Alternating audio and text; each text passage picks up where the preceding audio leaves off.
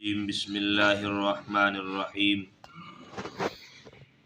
ومن خفت موازینہ فاولئک الذین خسروا انفسهم بما كانوا بآیاتنا یظلمون۔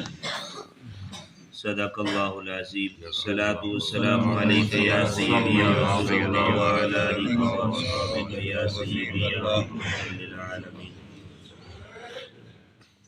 پچھلی آیات میں آپ نے سماعت فرمایا، اللہ تبارک و تعالی نے ارشاد فرمایا فمن ثقلت موازینہ فاولئک هم المفلحون، تو جن کے نیکیوں والے پلے بھاری ہوں گے وہی کامیاب ہوں گے۔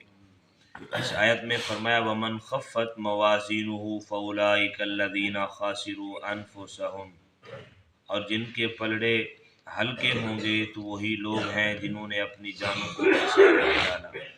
بما كانوا بآیاتنا یظلمون، اس وجہ سے کہ وہ ہماری آیتوں پر ظلم کیا کرتے تھے۔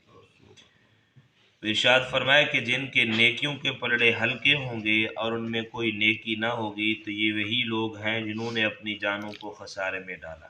بعض علماء کے نزدیک قیامت کے دن صرف مسلمانوں کے اعمال کا وزن کیا جائے گا اور کافروں کے اعمال کا وزن نہ ہوگا، لیکن اس بارے میں علماء نے تحقیق فرمائی یہ کہ جن کافروں کو اللہ تعالیٰ جلد دوزخ میں ڈالنا چاہے گا انہیں اعمال کے وزن کیے بغیر دوزخ میں ڈال دے گا، اور بقیہ کافروں کے اعمال کا وزن کیا جائے گا۔ اسی طرح بعض مسلمانوں کو اللہ تعالیٰ اعمال کا وزن کیے بغیر بے حساب جنت میں داخل کر دے گا۔ یہ اس مالک کی عطا ہے، اس کا فضل ہے، جس کو چاہے بغیر حساب کے جنت میں داخل کرے، جس کو چاہے حساب لے۔ تو حساب ضرور ہونا ہے۔ اور تو ان آیات میں یہ بیان فرمایا گیا کہ جن کے نیک اعمال کے پلڑے بھاری ہوں گے وہی کامیاب ہوں گے، اور جن کے نیک اعمال کے پلڑے ہلکے ہوئے تو وہی لوگ ہیں جنہوں نے اپنی جانوں کو خسارے میں ڈالا۔ یہاں تک تو اللہ تعالیٰ نے اعمال کے حساب کا وزن کا ذکر فرمایا۔ اگلی آیت میں اللہ تعالیٰ نے اپنی نعمتوں کو یاد دلایا۔ وَلَقَدْ مَكَّنَّاكُمْ فِي الْأَرْضِ وَجَعَلْنَا لَكُمْ فِيهَا مَعَائِشَ، اور بے شک ہم نے تمہیں زمین میں ٹھکانہ دیا اور تمہارے لیے اس میں زندگی گزارنے کے اسباب بنائے۔ قَلِيلًا مَا تَشْكُرُونَ، تم میں بہت ہی کم شکر ادا کرتے ہو۔ یہاں سے اللہ عز و جل نے اپنی عظیم نعمتوں کو یاد دلایا کہ جن کی وجہ سے نعمتیں عطا فرمانے والے کا شکر ادا کرنا لازم ہوتا ہے۔ ارشاد ہوا ہم نے تمہیں زمین میں ٹھکانہ دیا اور تمہارے لیے اس میں زندگی گزارنے کے اسباب بنائے اور اپنے فضل سے تمہیں راحتیں مہیا کی۔ غذا، پانی، ہوا، سورج کی روشنی سب یہاں ہی بھیجی کہ تمہیں ان کے لیے آسمان پر یا سمندر میں جانے کی حاجت نہیں۔ زمین میں رہنے کا ٹھکانہ دیا اور زندگی گزارنے کے اسباب مہیا فرمانا اللہ عز و جل کی عظیم ترین نعمتوں میں سے ہے، کیونکہ اس نعمت میں زندگی کی تمام تر نعمتیں آ گئیں۔ کھانے پینے، پہننے، رہنے وغیرہ کے تمام مطلوبہ چیزیں اس میں داخل ہیں، لیکن اس کے باوجود لوگوں میں ناشکری غالب ہے اور لوگوں کی کم تعداد شکر ادا کرتی ہے، اور جو شکر کرتے ہیں وہ بھی کما حقہ ادا نہیں کرتے۔ تو اس لیے فرمایا کہ انسان کو اللہ تعالیٰ کی عطا کردہ نعمتوں پر شکر کرنا چاہیے۔ شکر کی حقیقت یہ ہے کہ آدمی نعمت کو اللہ عز و جل کی طرف منسوب کرے اور نعمت کا اظہار کرے، جبکہ ناشکری یہ ہے کہ آدمی نعمت کو بھول جائے اور اسے چھپائے۔ قرآن و حدیث میں شکر کا حکم اور اس کی فضائل بکثرت بیان کیے گئے۔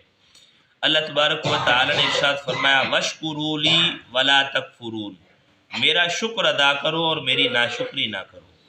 اور ایک اور مقام پہ ارشاد فرمایا مَا يَفْعَلُ اللَّهُ بِعَذَابِكُمْ، اگر تم شکر گزار بن جاؤ اور ایمان لاؤ تو اللہ تمہیں عذاب دے کر کیا کرے گا، اور اللہ قدر کرنے والا جاننے والا ہے۔ اور ایک اور مقام پہ فرمایا لَإِن شَكَرْتُمْ لَأَزِيدَنَّكُمْ وَلَإِن كَفَرْتُمْ إِنَّ عَذَابِي لَشَدِيدٌ، اگر تم میرا شکر ادا کرو گے تو میں تمہیں اور زیادہ عطا کروں گا، اور اگر تم ناشکری کرو گے تو میرا عذاب بڑا سخت ہے۔ حضرت صہیب رضی اللہ تعالیٰ عنہ سے روایت ہے، نبی کریم صلی اللہ علیہ وآلہ وسلم نے ارشاد فرمایا مجھے مومن کے حال پر تعجب ہے، مجھے مومن کے حال پر تعجب ہوتا ہے، اس کے ہر حال میں بھلائی ہے، اگر اس کو راحت پہنچے تو وہ شکر ادا کرتا ہے اور یہ اس کی کامیابی ہے، اور اگر اسے کوئی نقصان تکلیف پہنچے تو وہ صبر کرتا ہے اور یہ بھی اس کی کامیابی ہے۔ تو مومن کا ہر حال بھلائی والا ہے اگر وہ اس کو سمجھے تو۔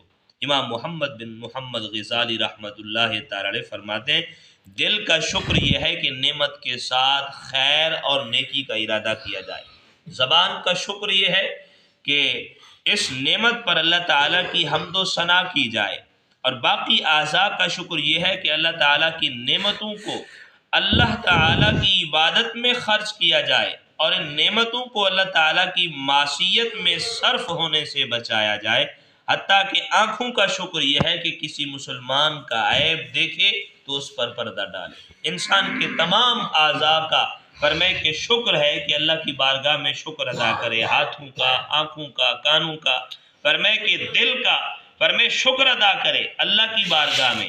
تو اللہ کی بارگاہ میں سب سے فرمائے کہ شکر ادا کرنے کا بہترین طریقہ اس کی ہر عطا پر فرمائے کہ رب کی بارگاہ میں اس کی حمد و ثنا کرے، اس کا شکر ادا کرے، اور اگر کوئی مصیبت، کوئی تکلیف، کوئی بیماری پہنچے تو اس پر صبر کرتے ہوئے فرمائے کہ اسی کی بارگاہ میں فرمائے التجا کرے، دعا مانگے۔ یقیناً فرمائے کہ اللہ تعالیٰ نعمتیں بھی عطا فرماتا ہے، صحت بھی عطا فرماتا ہے، اور اس کے ساتھ ساتھ ان اعمال پر اجر بھی عطا فرمائے گا، اجر بھی عطا فرمائے گا۔ تو اس لیے قرآن پاک نے انسان کو یہ بتایا، اے انسان ذرا سوچ تو صحیح، تیرا مالک و خالق ہے کون، جس نے تجھے زمین میں جگہ دی ہے، رہنے کے لیے مکان دیا، پہننے کے لیے کپڑے دیے، سردیوں کے الگ، گرمیوں کے الگ، فرمائے یہ ساری چیزیں اس کی نعمتیں ہیں۔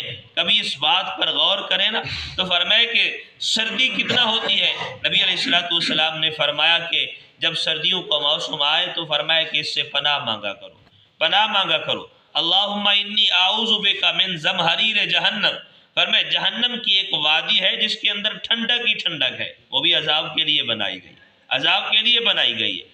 تو نبی علیہ السلام نے فرمایا اس سے پناہ مانگا کرو، اور جب جہنم فرمائے گرمی آئے تو فرمائے کہ پھر جہنم سے پناہ مانگا کرو۔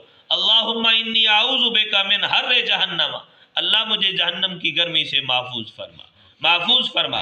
تو یہ اللہ نے ہر طرح کے موسم دیے، وہ بھی انسان کے لیے، انسان کے لیے کہ انسان سردی ہو تو دھوپ کی ضرورت ہوتی ہے، گرمی ہو تو چھاؤں کی ضرورت ہوتی ہے، ہر طرح کی نعمت میرے رب نے عطا فرمائی ہے، لیکن انسان ہے کہ اپنے فرمائے نعمتوں کے ہوتے ہوئے بھی اپنے خالق و مالک کو بھلا بیٹھا۔ اللہ تعالی ہم سب کو قرآنی تعلیمات کو صحیح معنی سمجھ کے عمل کی توفیق عطا فرمائے۔